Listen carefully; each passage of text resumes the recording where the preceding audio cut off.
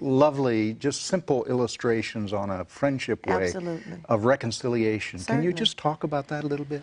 Well, I tell you, I met Margaret through our planning the international conference a few years ago. And what we've come to realize is oftentimes we think it's our differences that keep us from being with one another. It's the reality that when we don't take the opportunity to get to know one another, the wall of difference doesn't break down. And so what's happened is that we've had an opportunity to get to know each other, living in two totally different kinds of worlds.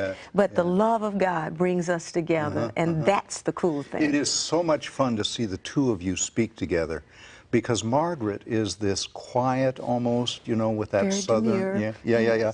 And you have this almost... Like Popeye, I am what I am, and that's all that I am. How did that work in the beginning? How did you... Well, you know, amazingly, it worked fine because I think we fit together. The gifts that she brought and the gifts that I brought matched well for the work that we were doing. And so I think that's one of the gifts that God gives us is friendship in the midst of all of this. Well, another area of working together to me that, I mean, I've been there and I've been to the Hope Center that you have and watched the people feeding folks and doing all the dental services. Sure. Also. Yeah. You and Rudy, you're just an interesting team. And tell us a little about, I mean, I'm sure you've had difficulties with, I mean, there has to be. I mean, Rudy preaches, you preach. But now Rudy wears a baseball cap, Yes, I he does. noticed. Yes, And I don't wear a baseball that it will be a little harder. Doesn't quite fit with it. Doesn't fit. But tell us a little about how that works. Well, you know, amazingly, Rudy and I were in business together before we were called into ministry together. And so it was in business that, kind of like with Margaret and I, we found out what our strengths were and what our weaknesses were. And thank God, his weaknesses were not mine, and so it worked out. And so the same thing happened in ministry, is that we each had an opportunity to work in what we know now to be our gift areas, the gifts that God has given us, so that we serve effectively and efficiently in the body of Christ. Yeah. Now, you've said, and I've seen these folks, roughly a third or so homeless. How do you, I mean, you can't send out a mailing. Right. Carrier pigeons, maybe, but no mailings. You know? You can't phone them, you know. Tell us some of the, you know, the experiences, the difficulties, the Now, I know that some of these people are in transition, right? Absolutely. They're not all street people, but And what do you learn from that? Oh, man. What don't you learn? Yeah. You know, one of the things I came to realize very early on, Richard, is that all of our lives are like a set of dominoes that are just kind of stacked up. And you know what happens if you knock one over, they all fall over. What I found is perhaps for you and I, as those dominoes were stacked up, maybe one or two of them fell over, but there was something that stopped that ripple effect. But what I found in many of the lives of the people that we've been called to serve is that there was nothing to stop that ripple effect. And so consequently, their lives were turned upside down. I've met people who are PhDs who are living under the freeway behind our church. And so we can't say it's an educational issue. We can't say it's a societal issue in terms of what society did you grow up in, what's your pedigree, who is your family. It has nothing to do with any of that. I believe it has everything to do with the dominoes being knocked down in our lives. They don't have a support system, no support system left. Yeah. Well, tell us any experience out of St. John's that maybe just strikes you as helping you grow into a life with the Lord.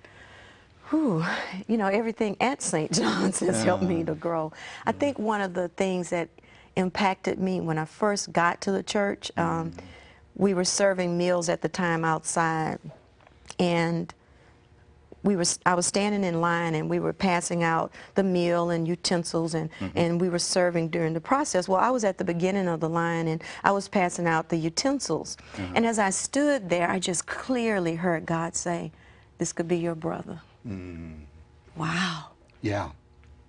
And then the next person that came up, "This could be your father." And then the next word I heard was, "This could be you." that made all the difference. Yeah. It put everything in You know, I perspective. remember hearing you say that it's one thing to have a bad night's sleep on a Posturepedic. Right. It's another to have a bad night's sleep underneath a freeway. Absolutely. Laying on the slab and a box for your bed. Yeah. Concerned about if someone will steal your shoes while you sleep. Right. Can you share a personal example of how you live out this stream? Just, I mean, in daily life, you have 2 daughters, you have lots of, how do you mesh all of this into life? Pray for peace. Lots of peace. But, you know, I call it the prayer of desperation. Absolutely. Help, Lord, help, you know. But I tell you, one of the simple things that happened, it happened on the way here. When I was at the airport, I was sitting there, and there was a person, I saw a commotion happening at a coffee shop across from where I was sitting at the gate. Before I realized the details, a person was on the floor and people were surrounding this person on the floor. And so immediately, pray. That's what I heard. And so I just began to pray. Now, I didn't have a prayer meeting. Everyone, let's gather together and pray. But I just inside began to pray. Lord, I don't know what the situation is, but you do.